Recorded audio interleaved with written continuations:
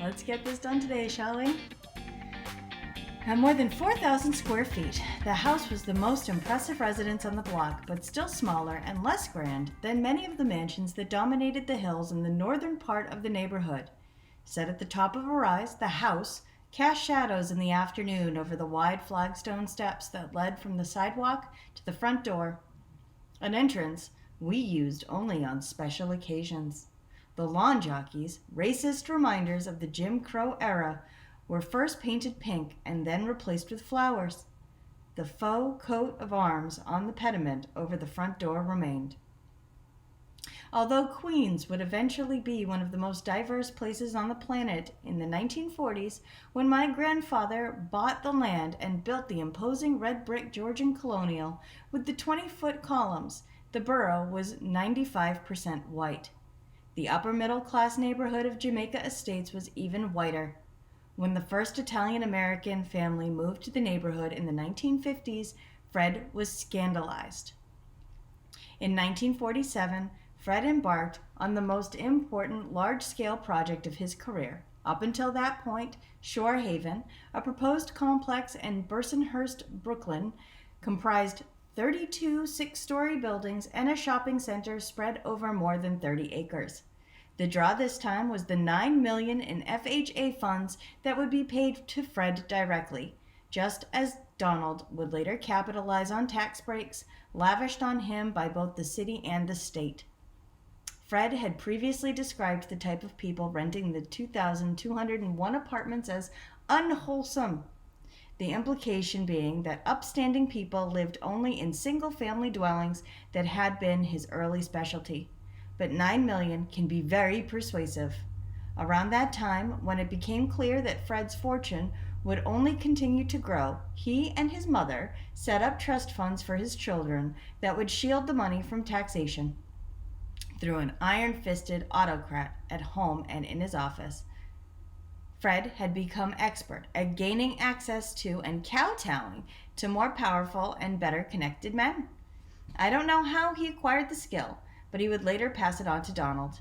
Over time, he developed ties to leaders of the Brooklyn Democratic Party, the New York State political machine, and the federal government, many of whom were major players in the real estate industry.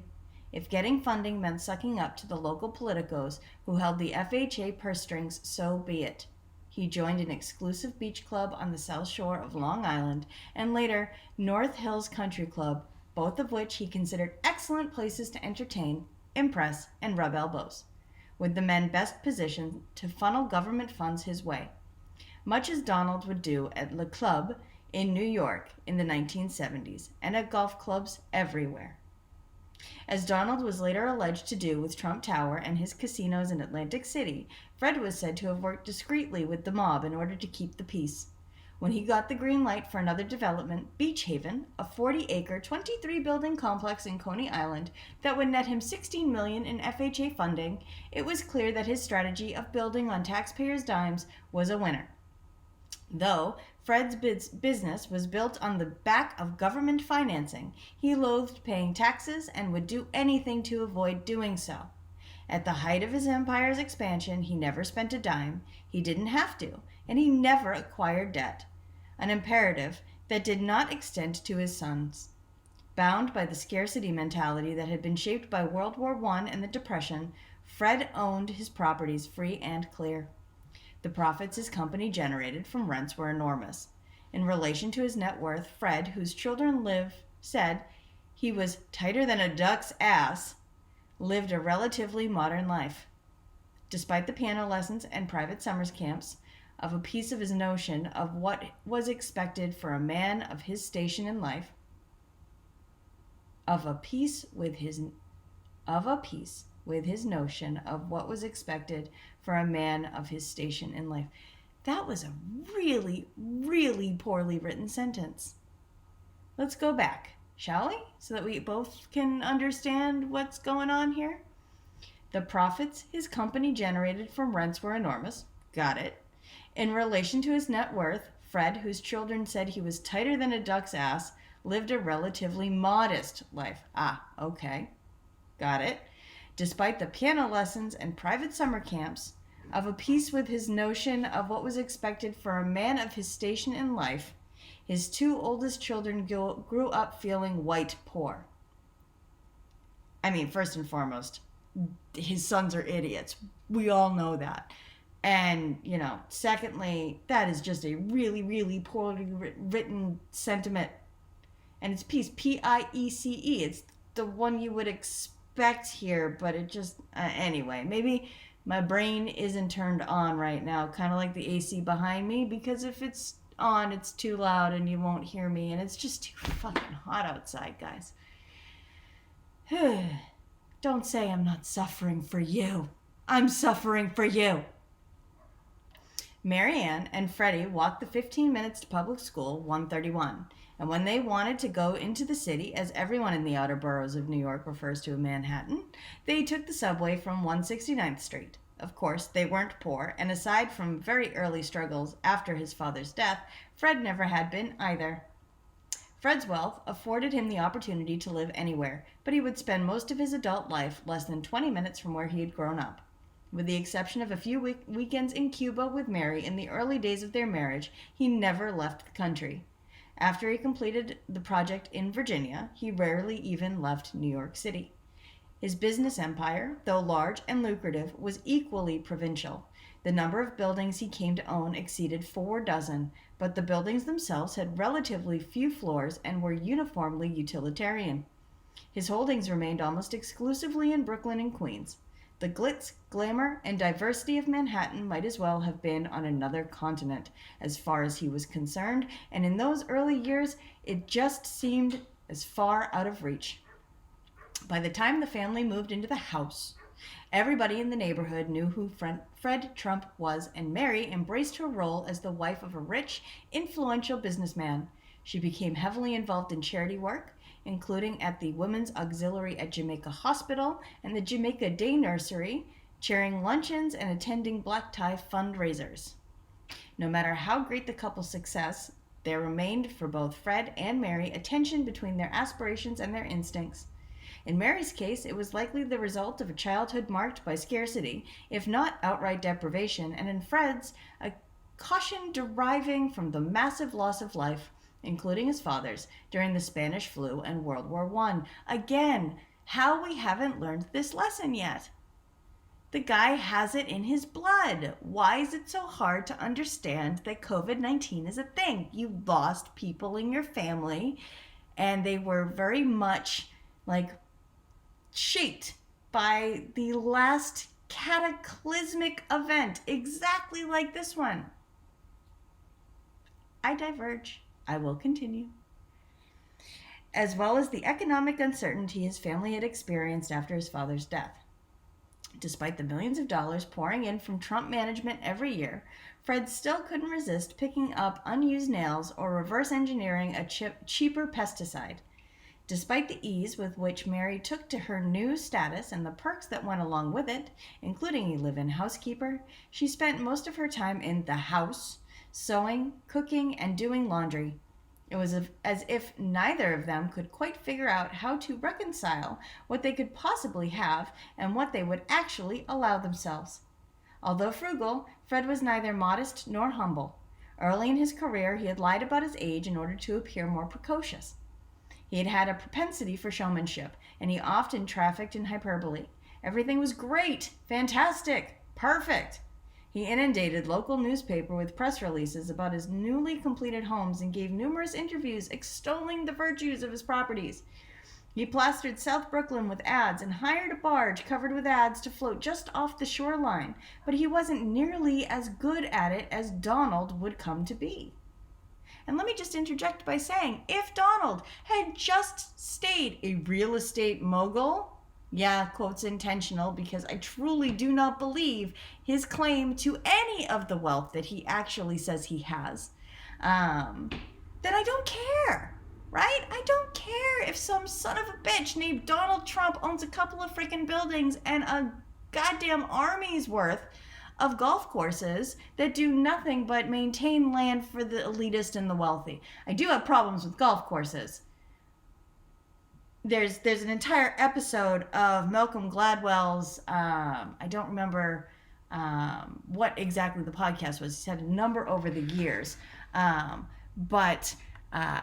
Essentially, he talks about golf courses as being an anathema to just civil society, and I cannot agree with him more. So if you have a chance, I very highly recommend that. If I have a chance, I will link to it in the description here. So anyway, to continue.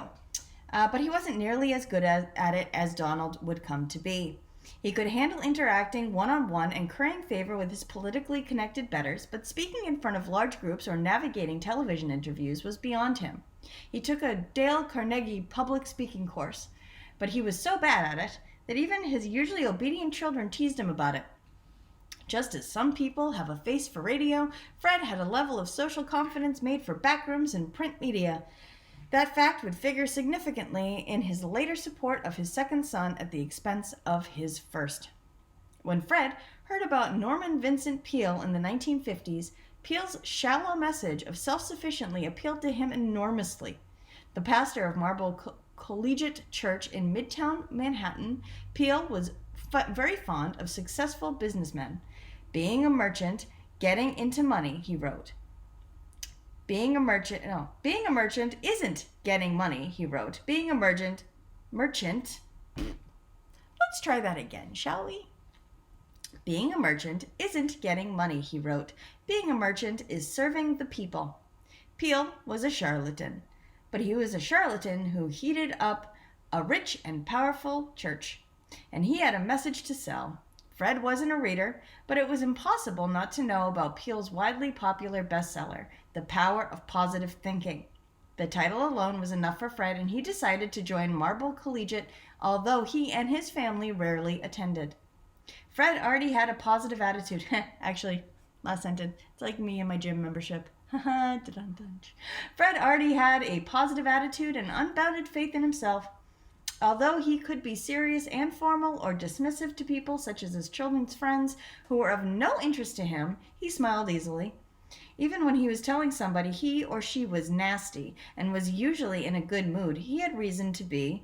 He was in control of everything in his world. With the exception of his father's death, the course of his life had been fairly smooth and full of supportive family and colleagues. Since his early days building garages, his success had been on an almost constant upward trajectory. He worked hard, but unlike most people who worked hard, he was rewarded with government grants, the almost limitless help of highly connected cronies, and immensely good fortune. Fred didn't need to read The Power of Positive Thinking in order to co-opt for his own purpose the most superficial and self-serving aspects of Peale's message. Anticipating the prosperity gospel, Peale's doctrine proclaimed that you need only self-confidence in order to prosper in the way God wants you to. Obstacles are simply not permitted to destroy your happiness and well-being. You need to be defeated only if you're willing to be. The secret! Yay! Peale wrote,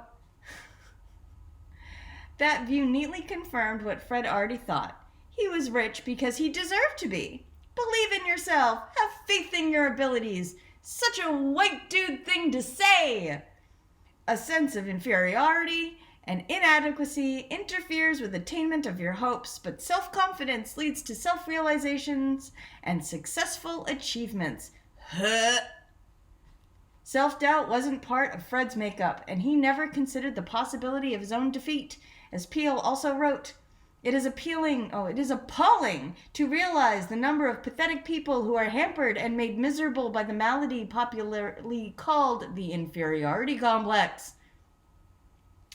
Peale's proto-prosperity gospel actually complemented the scarcity mentality Fred continued to cling to. For him, it was not the more you have, the more you can give. It was the more you have, the more you have. Financial worth was the same as self-worth. Monetary value was human value. The more Fred Trump had, the better he was. If he gave something to someone else, that person would be worth more, and he less. He would pass that attitude on to Donald in spades. I would also like to comment that 1,231 other people have highlighted that last passage, so I will read it one more time as we complete today's reading. Financial worth was the same as self-worth. Monetary value was human value. The more Fred Trump had, the better he was.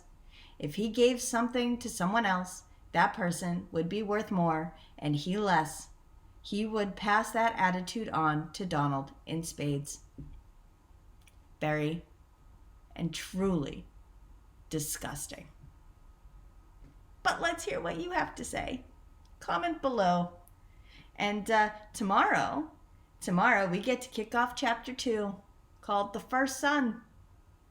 So I'm assuming there's going to be a lot of discussion about Freddie.